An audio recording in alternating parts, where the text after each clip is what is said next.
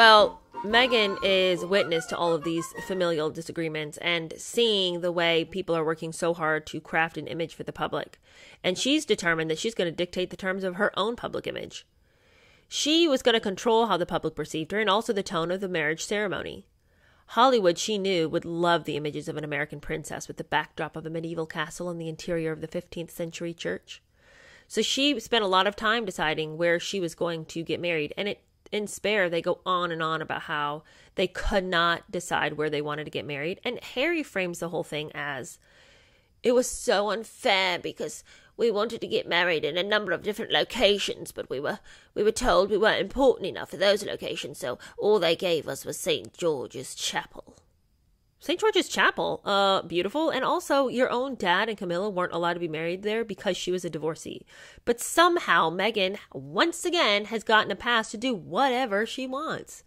Somebody make that make sense. You know, I understand that there's a whole narrative that she lied and said she was pregnant. There's inter-office memos in which Harry says, we need to hurry up with this before the baby comes, and with the wedding, we need to hurry the wedding before the baby comes, like this whole thing.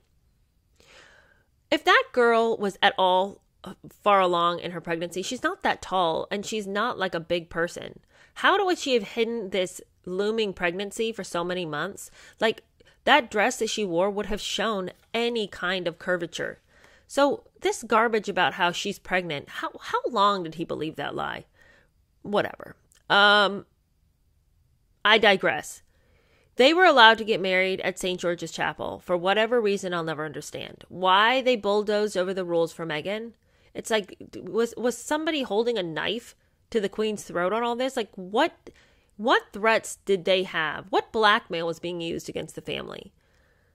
I know that sounds a little conspiratorial, but it just feels like the way that they acquiesced to all of her demands, it doesn't make logical sense. They made Kate wait on everything. They didn't usher Kate in. And I know that there's the whole thing of like, oh, you know, they needed to make sure that they were being really welcoming to somebody of, you know, a biracial heritage, and, you know, diversity is important, and the need for diversity in the royal family has been called for a long time. But even that doesn't seem like it's big enough of a reason to let her just have her way on everything. And to a certain degree, you know, people want to say, you know, where did Meghan get off thinking she was so important? Well, but how could she not assume that she was pretty important, because she showed up and got everything she wanted. Meanwhile, Kate hadn't gotten everything she wanted. And I know that Meghan wants to pretend that, you know, whatever Kate wanted, Kate got. But I mean, Kate, if she'd really looked at it, I mean, she didn't get invited to Christmas. She didn't get all kinds of stuff that Meghan immediately got without question. So for Meghan to act entitled, they were allowing her to. They were saying, sure, go ahead. You want to boss us around? You want to give us our marching orders? Okay. All right. Don't hurt me too bad with that whip. Don't hit me again. It's like they just let her do whatever. And then they want to Twitter behind the scenes and be like, where does she get off? How dare her? Look at her with her American ways. You guys are letting her. Okay. She goes to St. George's Chapel, immediately decides this is where she wants to be. She's touring it. They're telling her all about the historical background of it. She could care less, whatever. Even her own husband in Spare says he hated his history, and he hated it in school when he had to have history and learn about his dumb family. It was so dull and boring. Well, he found his match in ignorance because she hates it too. The thing that Tom Bauer remarks on that he seems to be so surprised about, but I'm not, is that even the grave of George III, who lost America as a British colony in 1776, passed unnoticed. You guys, I doubt if Meghan even knew it was George III that America was fighting against. Her ignorance seems to know no bounds. And I think that if they had said, and this is the grave of George III, she'd have been like, whatever. Who? What? After 1 year in England, Meghan showed little understanding of Harry's family or country, and little care to ever learn it. She was unconcerned that Charles and Camilla, as divorcees, had not been allowed to marry in the chapel. To embed Meghan into the royal family, this breach of constitutional practice had been approved by the Queen. Taking this for granted, Meghan appeared convinced that their milestone marriage would, in Harry's words, keep the monarchy popular. She just thinks she's so special. And why wouldn't she, when everyone treats her like anything that she wants, she can have? Meghan's behavior was fueling palace speculation about Kate's anger over her treatment of their shared staff. Now, Kate's real bothered by this, as would I. And she'd been hearing things for a while, but when she comes up against some of Meghan's belittling and dismissive and out of control bitchery, she starts to see that perhaps it's not just rumors after all. Meghan's requests, they complained, were delivered as commands rather than inquiries about whether something would be possible. The team of hand-picked professional women preparing for the wedding were the target of her complaints. Among the several disputes was the choice of music for the wedding, undecided until the last days. The menu at the reception, constantly changing. The guest list, not only old friends, but many of Harry's cousins, uncles, and aunts were excluded. Whether the guest list should, as usual, be published, Meghan vetoed it. The seating arrangement at St. George's Chapel, Meghan's wedding dress, frequently recut. Maybe that's why I look like such a piece of trash on the actual day. And whether air freshener could be used in the chapel. This was Meghan's request, which was rejected. Why did she need air freshener in the chapel? Did it smell like, could it have like an old musty smell? I love the smell of old churches. And then, of course, there was a mounting cost. Charles agreed to increase budget. Over and over, they increased the budget. And not least, which tiara Meghan would wear.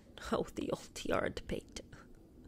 It's not great news, you guys, and it completely differs from the story that we got in Spare. I mean, it's almost like Harry wasn't even present for his own life. So much of what he talks about in Spare is like just complete and utter garbage. It's like somebody played the telephone game with him and he got a version of his life and just wrote that down. It's like he doesn't have any concept of the facts. And here we are, once again, refuting. Let us compare. So, in Tom Bower's recollection, or in his reporting of the event, no member of Buckingham Palace's staff is closer to the Queen than Angela Kelly, the 61-year-old personal advisor of the Queen's wardrobe.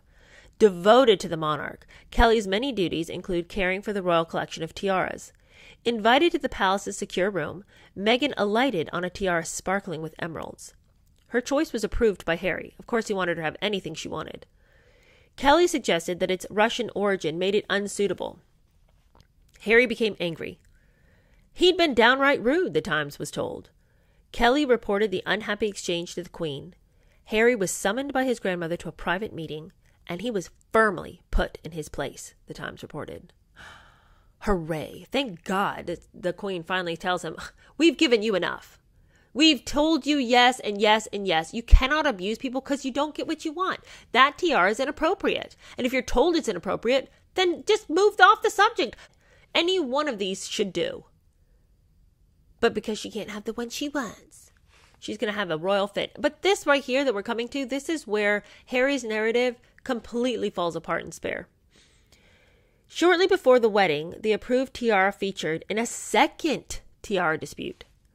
Meghan's hairdresser flew from New York to rehearse his work around the tiara, the Queen Mary's diamond bandeau. Meghan asked that the tiara be delivered to the stylist's room. Kelly refused. Absolutely. Why should they have the tiara? Why couldn't you just do like Kate did and practice with a plastic tiara? Kelly refused. Tiaras, she said, were not released for hairdressing rehearsals. Harry again became irate, accusing Kelly of being unhelpful. What Meghan wants, Meghan gets, he shouted. The famous line. But here's the thing. In Harry's retelling of this same event, he acts like they could never get a straight answer from her, that she kept dodging, she kept saying they could, but then she suddenly wouldn't be there when they needed it. They called her, they texted her, they harassed her. He says that they bombarded her to get her to cooperate with them. But for some reason, she just got in her elderly head that she couldn't make it around to them. They had offered to go and get it themselves with a police officer. They had done everything that they could to make this happen. And she just was a mean, catty old wench who was just dead set on Meghan not having a good time. She wanted to throw a wrench in the works. That's what she wanted. That's the narrative.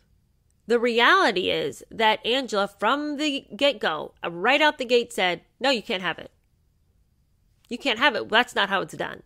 So you don't get to just go play dress up with your hairdresser with this priceless tiara. It's not how it works. So no. So it's not like she dragged it out, acted all coy about it, acted like she was going to give it to him, and then, changed her mind at the last minute and didn't let them know. That's how Harry described it. Harry, after this exchange, was being called, by some of the staff, the hostage. Less frivolous was the realization that Meghan did not seem disturbed by arousing anyone's displeasure. Tradition, hierarchy, and family relations did not deter her from annoying anyone, and that included the Queen. You guys, I could not be more shocked. I could not. How in the world is this going on? Okay, well, the tension troubled Kate when she arrived with Charlotte, her 3-year-old daughter, at a fitting for the bridesmaids' dresses. Oh, gosh. By then, Kate was irritated by complaints of Meghan's bullying her staff. One had complained that she was dismissive, another that her temperament was haughty, displaying little sympathy for those outside her circle. And do we recall how she acted at the Reitman shoot? Remember how awful she was and how she had brought her hairdresser and her wardrobe person or her hair and makeup were her own people that she had brought in, and then she chit-chatted with them the whole time, and then she was super rude to the manicurist and to everybody else on set. She couldn't be bothered to speak to them, and she'd just be joking and laughing with these two guys over here, and then like, what do you want? I know, right? That's so fun. Like this whole two-faced thing. Well, she was showing that same attitude here because she had some of her own American friends in town, and she was showing such partiality to them and being super dismissive of everybody else, all the staff, all the Brits, everybody else who was around. Since she had just given birth to Louis, Kate was too fatigued to cope with a disagreement about whether the bridesmaids should wear tights. My goodness gracious, can't we just decide this? Protocol says that the little girls wear tights. That's what you do. And that's what looks the best. And that's the protocol. But, you tell Meghan it's a protocol, even if it had been something she would have preferred, she would have been like, nope, we're not doing it that way. Just so she could exercise her authority. The Californian was totally uninterested in royal tradition. Well, a new wind is blowing through here. And her insistence was supported by Jessica Mulrooney, who happened to be hanging around. Jessica was present as an advisor, and she was also the mother of another one of the bridesmaids, Ivy. You guys. In Spare, Meghan has this texting exchange with Kate, and Meghan says to Kate, I don't know what your problem is. The other mothers haven't had any problem getting their daughters to be fitted by the tailor. So why don't you just do what they've done? And I thought it was super rude the way she talked to Kate. But now it's even more annoying knowing that one of the other mothers that she's discussing was her friend, Jessica Mulrooney. It's like she's saying, it's that whole attitude again of preferential treatment for this group versus, disdain and dismissive behavior towards any of the British people. I can't stand Meghan. I just cannot stand her. Some would say that Meghan compared Ivy favorably against Charlotte, and others were surprised by Meghan's close attachment to Mulrooney. All right, you guys, aren't we all surprised? Who even is Jessica Mulrooney other than the fact that she's the daughter of, like a prime minister or something? But in her own right, who is she? I know she's been stumbling around trying to find her place in this world and trying to be an influencer in her own right. And, it's cobbled together a couple of things and trying to be a stylist. But for Jessica Mulrooney to fly in and think that she can give any kind of sage advice to a royal event, get out of here with this. What does this even mean? Jessica Mulrooney gets to have a say. What do you know, Jessica? I'm sickened and disgusted. That disagreement was followed by an argument about the length of Charlotte's hem. Oh, okay, and also, by the way, in Spare, their disagreement is over text, and they act like Kate could never find the time or manage to bring Charlotte around to be properly fitted. So if the garments were ill-fitting, it was completely and totally Kate's fault because it seemed like she just wasn't getting around to it. She wasn't going to the tailor when the tailor was there. You guys, the tailor showed up like 2 hot seconds before the wedding began. Like, getting the kids to the tailor a day before the wedding? Get out of here. Who arranged this? All right, but in this book, it's not a text exchange of vulgarity and condescension. It's them in person together having a conversation. So Kate obviously was there and obviously was present to have the child's dress tailored. Kate thought the dress was too short. And anyway, it didn't fit. Melissa Talbotty, Meghan's assistant, and the dress fitters witnessed Meghan emphatically rejecting Kate's observation. Compromise was not a trait that Meghan embraced. The standoffs, Kate decided, confirmed the complaints by Talbotty and other members of the staff about Meghan. So what she had been hearing, she was now witnessing, and Kate burst into tears. Christy Alsop, a friend of Camilla, would later confirm that Kate was reduced to tears by Meghan bullying her staff. So it wasn't even crying on her own behalf. She wasn't even shedding tears out of her own frustration that Meghan had been rude to her, although I'm sure there was some frustration at the way Meghan was behaving to her. But also, she's so tenderhearted that to see her staff be bullied like this and to feel that there was no recourse and that nobody was stopping Meghan reduced Kate to tears. And my heart goes out to her. And I love the fact that she is so tender and compassionate that to see people in their employment be treated like this was appalling to her and upsetting to her. After leaving that unhappy scene, Kate decided to make amends. And I almost think, too, that Kate, well, one, she's just so classy. Of course, she was going to take the higher road. And then, two, I wonder if she just had a baby. You can imagine the fatigue, a newborn. I mean, the child's like 5 weeks old at this point, I think. So tired. She probably thought, I was probably just too emotional. I shouldn't have caused a scene. I'll bring the flowers. It's just that I'm overwhelmed and I wonder if there was any part of her that felt embarrassed that she cried, which I hate if she did because it was a situation worth crying over when you see people being mistreated and feel like nobody can stop the tyrant who's mistreating people. That is case to feel teary-eyed.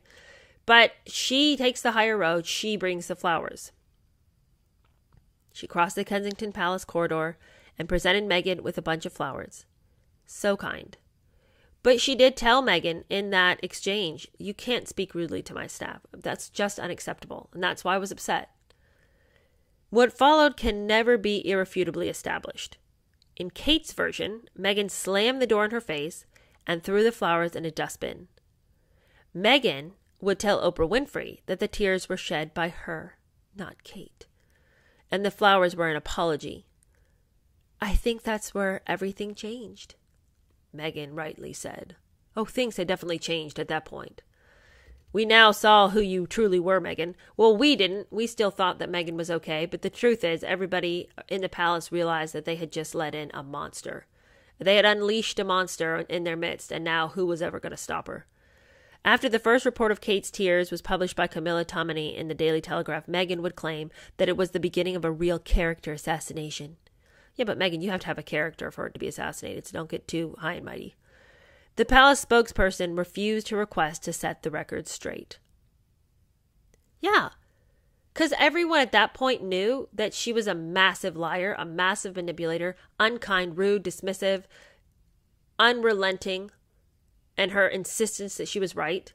I'm so glad that the palace spokesperson refused to let her set the record straight, because she didn't have any, they knew. We're not going to let her go out and lie on Kate like this. That's the end of that chapter. Do you share my shock at this behavior? What in the world?